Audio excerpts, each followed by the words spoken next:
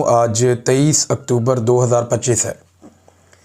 23 अक्टूबर 2022 को शहीद अरशद शरीफ को शहीद किया गया था कीनिया में। आज तीसरी बरसी है और मुझे ये वक्त इसलिए भी याद रहता है कि मैं रात को लाहौर में था अपने घर में। मेरी पहली मरतबा शहीद अरशद शरीफ की वालदा से उस दिन बात हुई थी और उन्होंने मुझे पूछा कि ये ख़बर जो चल रही है ये ठीक है। तो मैं कैसे तस्दीक करता एक वालदा के सामने, वो बड़ा मुश्किल वक्त था। फिर उन्होंने कहा कि तुम इधर आ जाओ। कहाँ पे हो? मैं घर में था लाहौर में। मैं वहाँ से फिर इस्लामाबाद गया अरशद भाई के घर।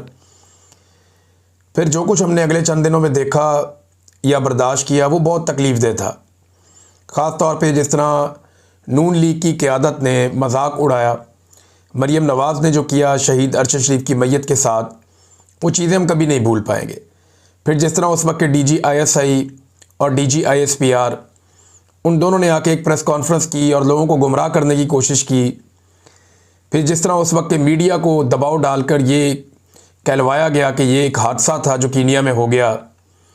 फिर कभी कोई कहानी कभी कोई कहानी, लेकिन हक़ाइक़ पता चले तो वो वही निकले कि जनाब अरशद शरीफ साहब को वहाँ पे कत्ल किया गया और वो हादसा नहीं था, वो बाकायदा मनसूबाबंदी के तहत कत्ल किया गया। तो कीनिया में तो मिल गया कुछ हद तक इंसाफ शहीद अरशद शरीफ की फैमिली को, लेकिन पाकिस्तान में आज तक इंसाफ नहीं हुआ। आज तक FIR ही दर्ज नहीं हुई जो उनकी वालदा ने दरख्वास्त दी। शहीद अरशद शरीफ की वालदा की एक दरख्वास्त है जो मुबशर जैदी साहब ने और बहुत सारे हमारे दोस्तों ने ट्वीट कर रखी है। वो दरख्वास्त आज भी मौजूद है सोशल मीडिया पे, जिसमें उन फ़ौजी अफसरान के नाम हैं जिनके बारे में अरशद शरीफ ने और उनकी फैमिली ने बताया था कि इनसे उनकी जान को ख़तरा है।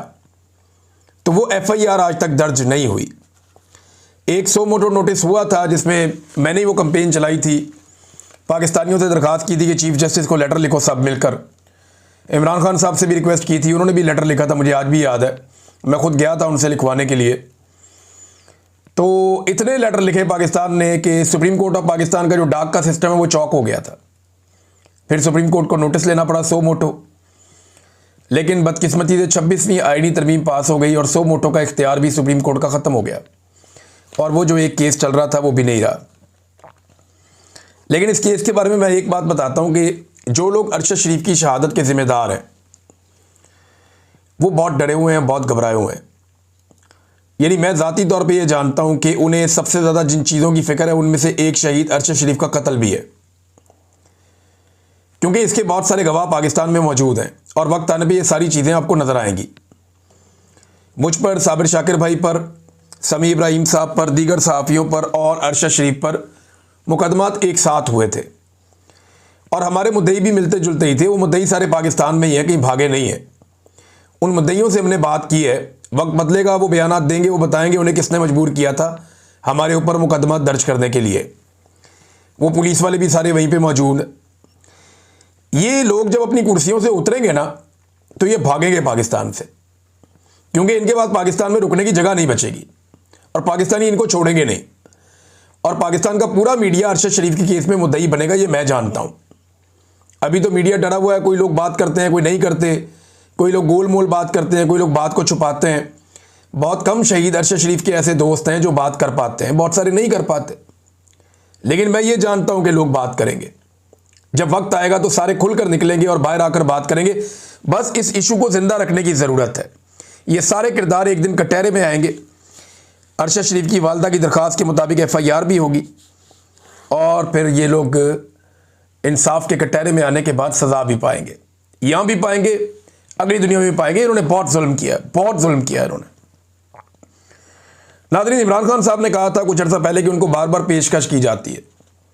कभी कहा जाता है पाकिस्तान से बाहर मुंतकिल कर देते हैं, कभी कहा जाता है बनीगाला मुंतकिल कर देते हैं, कभी कहा जाता है कि आपको जनाब आज़ाद कर देते हैं। यानी बार बार इमरान खान साहब को डील ऑफ़र की जाती है और इमरान खान साहब इनकार कर देते हैं। आज से कुछ अर्सा पहले मोहसिन नकवी ने इमरान खान साहब को मुखातिब करते हुए ये ट्वीट किया था कि इमरान खान साहब बताएं आपको किसने डील ऑफ़र की है। कोई आपको डील ऑफ़र नहीं की और बड़ी बड़ी बातें कर गया मोहसिन नकवी उसी एक ट्वीट के अंदर। लेकिन आज मोहसिन नकवी जिन पार्टियों का मरहून मिन्नत है या जिनकी वजह से मोहसिन नकवी आज सेनेटर बना हुआ है, उनके अहम तरीन रहनुमा वफाकी वजीर तारक फजल चौधरी साहब ने स्टेटमेंट देके मोहसिन नकवी को झूठा साबित कर दिया और इमरान खान को सच्चा साबित कर दिया। तारक फजल चौधरी साहब एक टॉक शो में बात कर रहे थे, आसमा शरादी साहिबा का टॉक शो था, उनके साथ अवैस अहमद साहब मौजूद थे, मुस्तफ़ा नवाज खोखर साहब भी मौजूद थे। टास्क देकर इमरान खान साहब को बनी गाला मुंतकिल करवा ले, यानी तरीके इंसाफ दरखास्त दे, इमरान खान को बनी गाला मुंतकिल कर देंगे। हम पहले भी पेशकश कर चुके हैं, इमरान खान ने अभी तक दरखास्त नहीं दी। ये वफाकी वजीर तारक फजल चौधरी साहब कह रहे हैं। यानी नवाज शरीफ साहब को अस्पताल पहुंचाना हो तो ये घुटनों पे बैठ जाते थे PMLN वाले, पाकिस्तान से बाहर पहुंचाना हो तो 50 रुपए के स्टाम्प पेपर के ऊपर निकाल देते थे। हमेशा नवाज शरीफ ने डील की है, आसिफ अली जरदारी ने डील की है, लेकिन इमरान खान डील नहीं करना चाहते। वो अपनी ज़ात के लिए डील नहीं करना चाहते। वो कहते हैं एस्टेब्लिशमेंट आए बैठे बात करे, उन्होंने निकलना कैसे है बाहर, हम इलेक्शन करवा के पाकिस्तान खुद संभाल लेंगे। तो एक्चुअल तो मामला यह है कि एस्टेब्लिशमेंट के कब्जे से पाकिस्तान निकले, हुकूमत चाहे बाद में किसी की भी आ जाए। यानी अभी मकबूलियत अगर PTI की है तो एक आधी हुकूमत उनकी बन जाएगी, अगर डिलीवर करेंगे तो दोबारा बनेगी, नहीं करेंगे तो पीपल्स पार्टी की या PMLN की बन जाएगी। ये ऑब्वियस है, पॉलिटिकल पार्टीज एक के बाद एक हुकूमतें बनाते रहते हैं। प्रॉब्लम यह है कि एस्टेब्लिशमेंट का कोई सियासत में किरदार नहीं होना चाहिए, लेकिन बदकिस्मती से वो सियासत में किरदार अदा करते हैं। अब एक मरतबा फिर जो है वो साबित हो गया कि इमरान खान साहब ने जो कहा कि उनको बार बार पेशकश की जाती है, वो इमरान खान साहब की बात दुरुस्त थी। मोहसिन नकवी साहब ने गलत बयानी से काम लिया था। ये तारक फजल चौधरी साहब के स्टेटमेंट से ये पता चलता है। देखिए, मैं आपको ये बता देता हूं जो मेरे पास इंफॉर्मेशन है कि एस्टेब्लिशमेंट इमरान खान साहब से बात करना चाहती थी।